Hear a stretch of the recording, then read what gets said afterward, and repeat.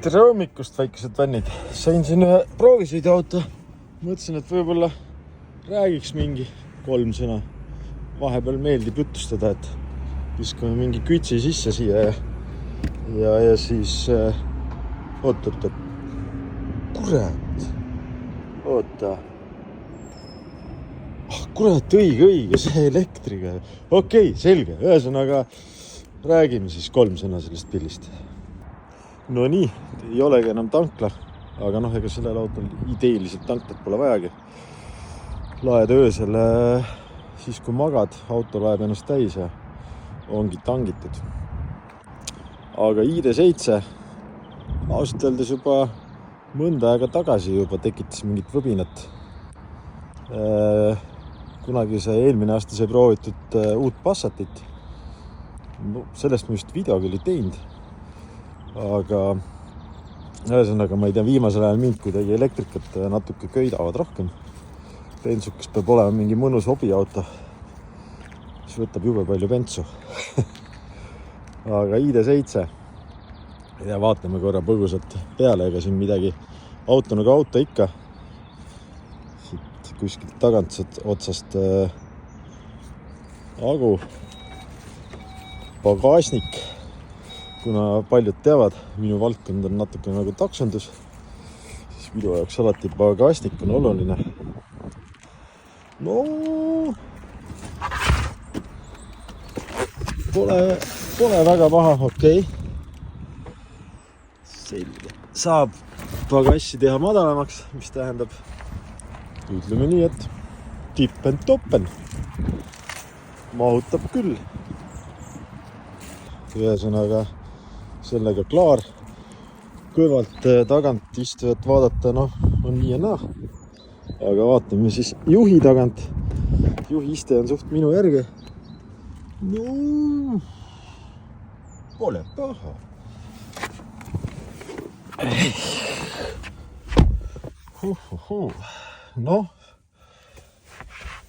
Tšükene ruumi on. Ausalt öeldes isegi. Jaa. Isegi nagu värase märgi. Vaatad peaga, et mahub isegi pea ära.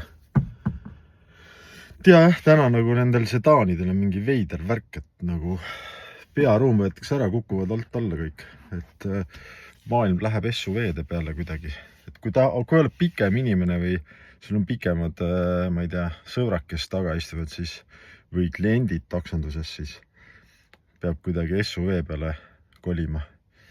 Et sedaanidel, ütleme nii, et ma olen 1,82 m, siin 1,90 m tuleb, siis peab juba natukene ennast laskma lebosse ära, nagu ei tea, mis teema sellega on.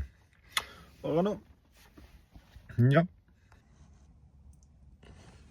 Eespool Volkarile klassika. Sõiduasendi saab suht okeiks. Pole väga viga. Istumisasend sedaanile omane. Kokpit sükene omapärane. Ekraan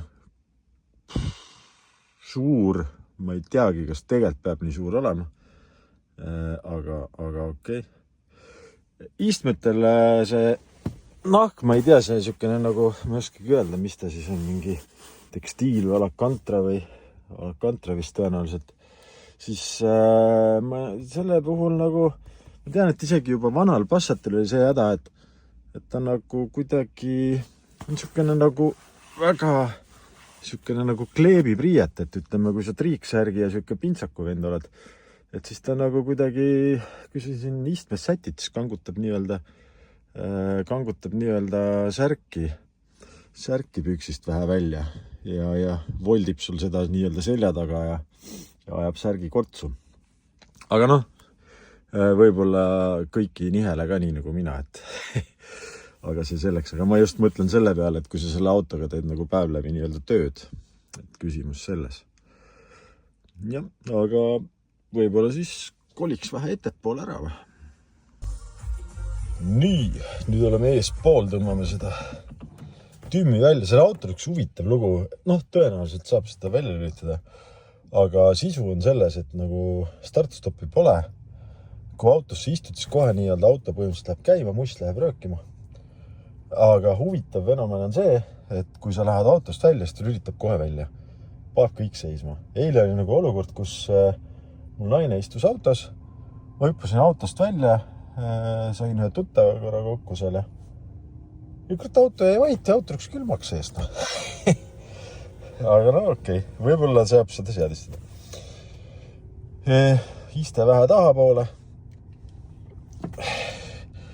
Väga veider on see lugu siin.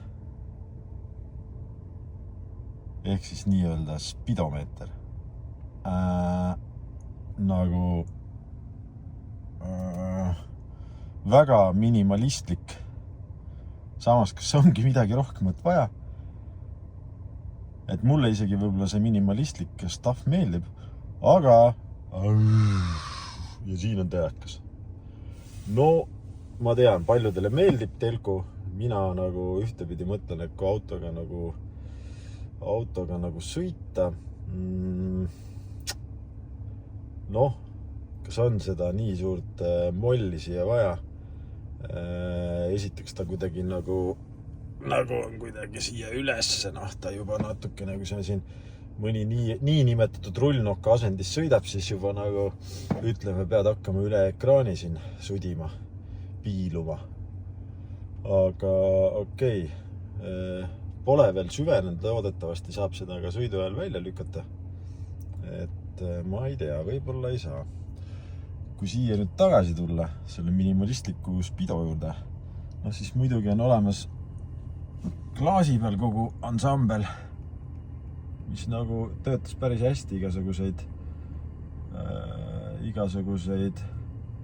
asju ta mulle seal näitas. Kui keegi mingit imelikku möödasõitu tegi, siis ta näitas, hoiatas ja nii edasi. Et selles mõttes, et see klaasi ansambel siin töötab kenasti. Täna sain ühe veidruse osaliseks. Ehk siis mõtlesin, et kas tõesti on Volkswagen taha pannud vändakaknad või enam juht ei saagi siin midagi reguleerida. Olen vist vaagi asjadest veits maha jäänud. Tuleb välja, et kui ma vajutan seda, ei töötagi. Ühesõnaga, ma vajutan seda, läheb lahti esiaken. Hops. Kui ma tahan tagaakent, siis ma pean seda vajutama. Ja nüüd saan ma tagaakent timmida. Tekkis mul olukord, kus ma sõitsin siit enda töö juures väravas sisse ja kogemata läksin siia vastu. See nagu, ma ei teagi, suhteliselt puutekaga. Ja välja sõites mõtlesin, et täitsa pekkis, midagi läks tuksi, klaas enam ei lähegi üles. Siis õnneks ikka mingi väike nuti, kustub ära, mingi nuti aju ütles, et kurad äkki on mingi konks. Õnneks sain ikka klaasi kinni, ei pidanudki külmetama. No ei ole hullu. Tulede paneel on muutunud imelikuks, üks huvitavaks. Võib-olla heas mõttes, ma ei teagi. Et siia on kõik need klaasimaks on siin. Siukene nagu puuteka värk ja sisse välja. Vahvale minimalistlikule ekraanile paneb ka siin asju. Assa, jah. Vaata kus. No ühesõnaga, tulede paneel on siis siia kolinud. Okei. No võib-olla ei peagi olema mingi keeratavat rutskat. Piisab ka sellisest, kui see töötab. Vaagile omaselt on asju siia peidetud. Käigukang on roninud siia rooli külge, nagu tänapäeval kõikidel. Kõik käib keerates. Volkaril käib keerates. Jaa.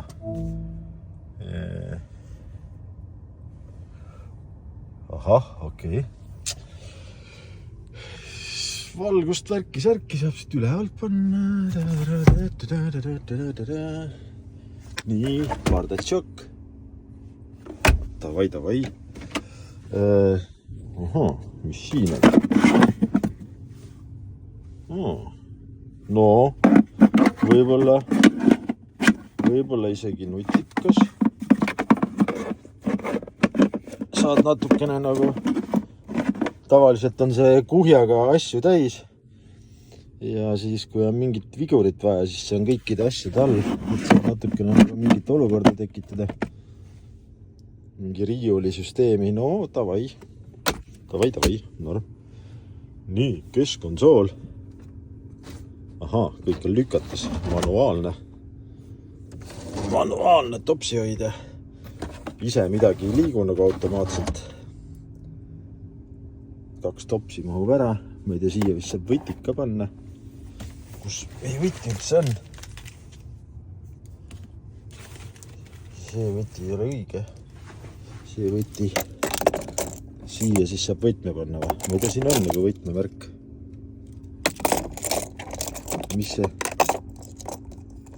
Ma ei saa aru, kas siin siis nagu... No siin on võtme koht, et kui ma ei tea, võtme patakas on tühi, siis peaksid nagu siia võimalikult lähedale panema, et... No okei. Ühesõnaga ei tea. Ju siis kuidagi nii on. Topsihoidja vist siit välja ei käi. Kokku kasvatatud. No, laadimise alus proovisin, funktsioneerub. Panin siia ühe sihukese vägeva jupstüki. Kõik ju teavad. No, ma saan aru, et siia on küll suur ekraan. Et mis sa sellega siin ikka teed. Aga paljudele meeldib ikka telo ka kuskil silma äärde panna. Siis ma ütlen kohe ära, et taoliste junnidega pole siin autos midagi teha. Sellepärast, et ma ei tea, siin all on rest, kuhu seda panna. Kuidas sa selle telo siia paned? Sa ei saa seda siia panna. Siis on siin rest põhimõtteliselt. Aga siia sa seda panna. Võib-olla siia saaks. Okei. Ja, võib-olla pean sunad tagasi võtma. Jaa, siia vist tegelikult isegi saaks. Võib-olla võiks olla natukene pikema jalaga. Siis see asi töötaks. Võib-olla ka. Vaatame. Ikkagi tahame, et telefoni info oleks võimalikult kogu aeg sul olemas selles mõttes. Nii. Ütleme, kas see... Ütleme, võib-olla vaja TikToki laivi filmida või midagi. Niimoodi. Jaa. Põhimõtteliselt saab. No selge. Niimoodi, palju vatramist. Mu liigutan ennast sellele suurele telekale ligemale. Nii, oota, kõigepealt rool. Püsikas, ei midagi erilist. Püsikas tahv. Siit saab vahetada klaasi peale kuvatavat infot. Roolisoendus. Noh, ei tööta või? Okei, mul oli auto väljas. Niimoodi näed. Roolil on isegi olemas 3 levelit. Jaa.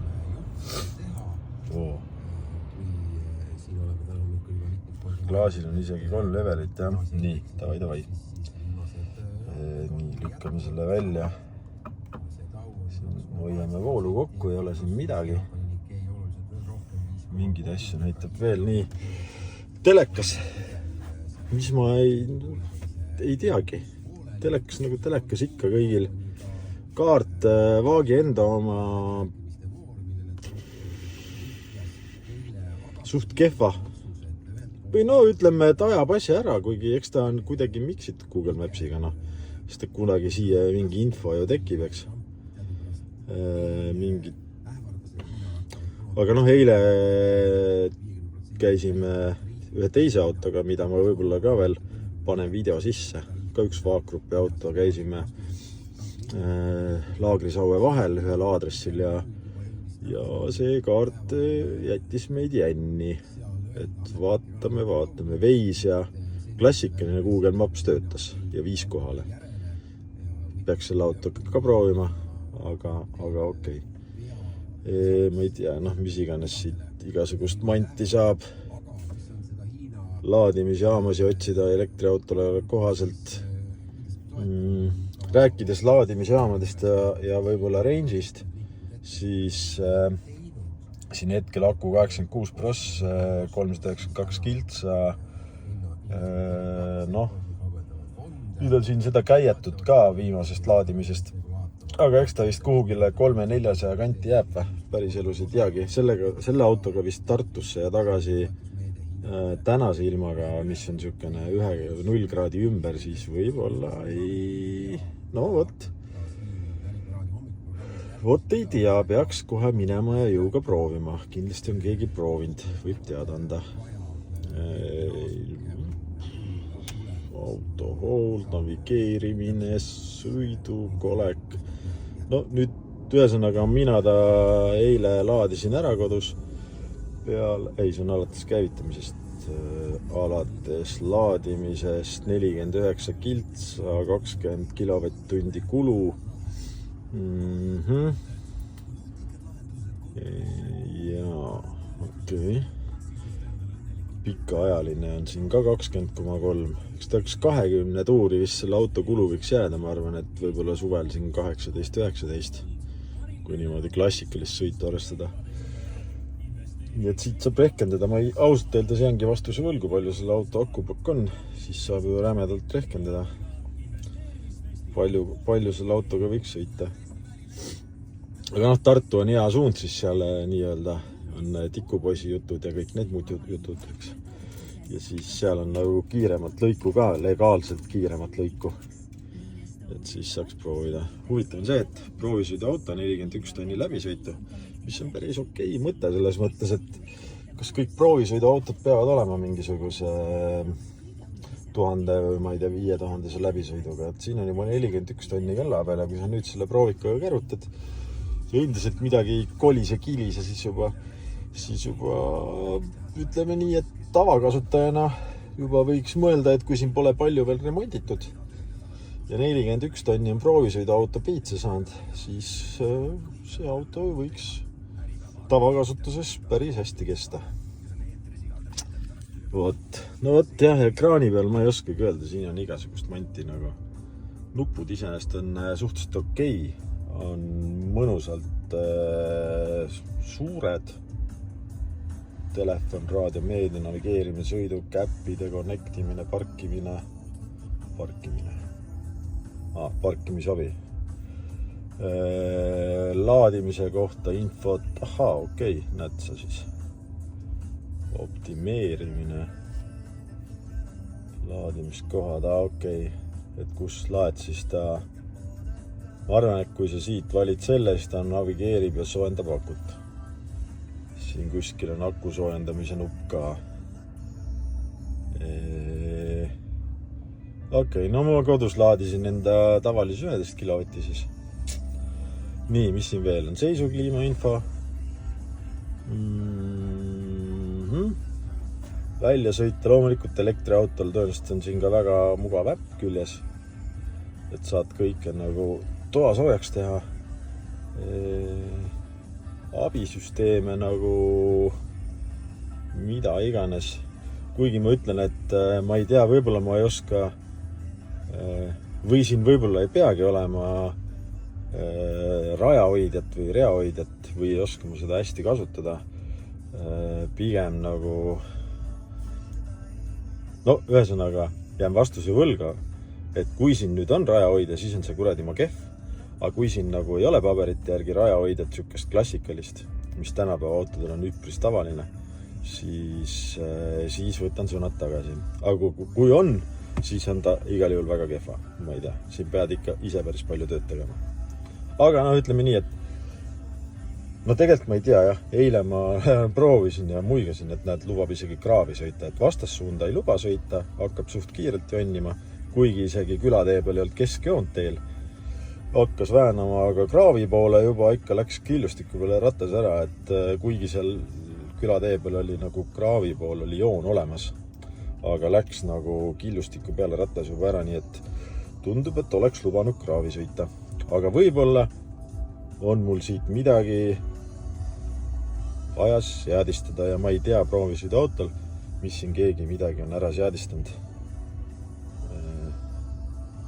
Vot ei tea jah. Ühesõnaga peaks võib-olla vaakgrupi inimestega sellest rääkima. Võib-olla nad täpsustavad. Nii et ei saa öelda veel, et kõik on halb. Võib-olla ei peagi tegema mingeid asju. Seadistamise värk, eesti keel, vau, aine, reider, väikse turu jaoks on keegi eesti keele teinud. Mis muidugi mind alati paneb muigama mingite äppide eesti keel ka, et kõik on eesti keel ja siis on upgrades. Keegi viitsib vaadata, mis sõna on upgrades. Eesti keeles on nüüd juba võetud Eesti tähestiku, ei, jah. Aga okei. See selleks võrk, teave, konfigureerimisabi, sõiduprofiilid, nagu ikka, Eco, Comfort, Sport, individuaal, mis siis siin lubab siin seadistada. No ikkagi rooliseade, ajam, sõiduheli.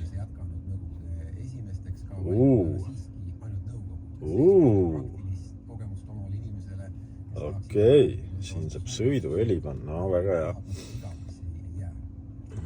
Pikivahe reguleerimiskiirsuste abisüsteem, kliimaseade. No, klassikaline stuff.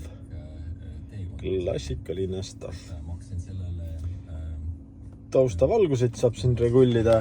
Siin tegelikult on ka mingid valgustused vaagile omane sükene päris nagu šef. Ei tea, see ei põle nagu, aga no igal juhul eile õhtul nagu oli seda kõike siin näha. Okei. No ühesõnaga siin on mingid staffi, mida võib-olla võib näppida. Vot. Aga jah, mis ma oskan öelda? Siuke klassikaline tänapäevane Volkswagen, et mingit väga erilist vaud ei ole, aga samas ei ole ka mitte millegi üle väga viriseda, et kui see ekraani suurus, minu isiklikult arvamus, et kui see ekraani suurus nagu välja jätta, siis mitte midagi üleliigset, suhteliselt mõnus clean, siukene nagu jätab siukse business ikkagi tunde ja sõidab nagu normaalselt.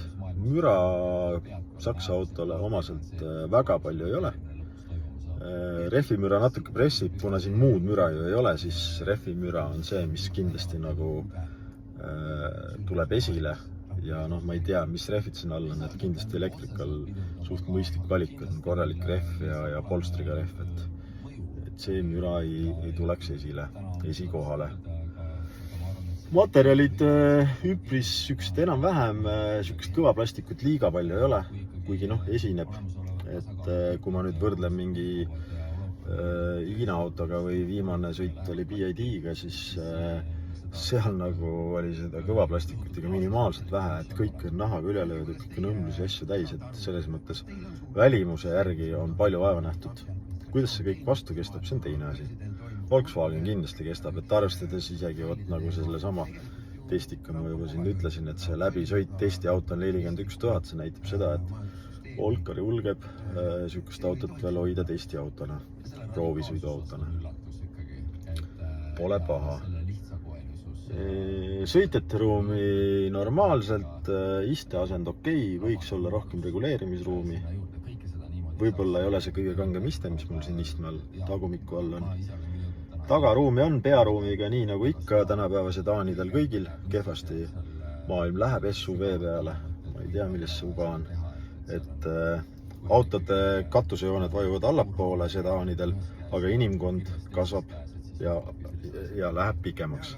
Et isegi mul üks Jaapani klient ütles, et näed, et Jaapanis ka inimkond läheb pikemaks. midagi teha pole. Aga no okei. Ehk siis SUV kui SUV. No jah, eks ma siit läbi selle jutu olen nagu plusse miinuseid öelnud. Kõik on siin võrdsed, mitte midagi sellist nagu minu arust ei ole, et nagu ütleks, et ei, jumala crap nagu.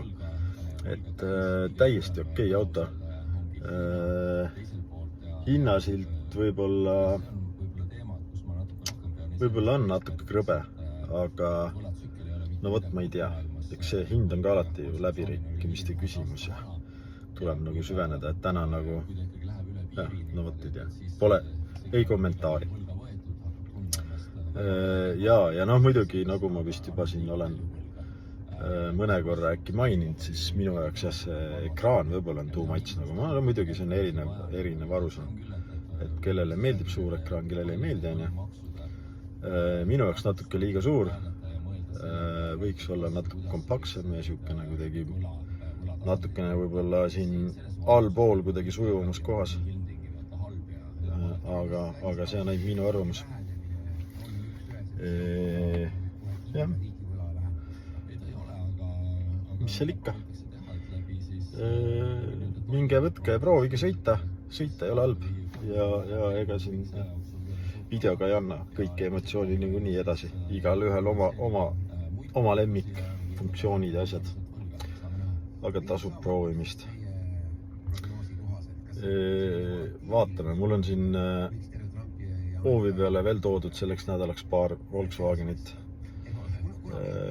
Üks neist on siuke päris huvitav, teada-tuntud ibibuss, ID-bass, võib-olla ma juba sõitsin sellega ja võib-olla ma teen sellest ka video, ma mõtlen veel. Ja siis on veel üks Volkswagen. Jätan praegult ütlemata, sest et ma ei ole kindel, et ma nime õigesti mäletan. Tundus päris huvitav, aga ma arvan, et sellest ma teen küll video, et eks siis olge lainel, olge kanalis ja siis subscribe'ige minu YouTube kanalit ka. Vot, tšau, pakka!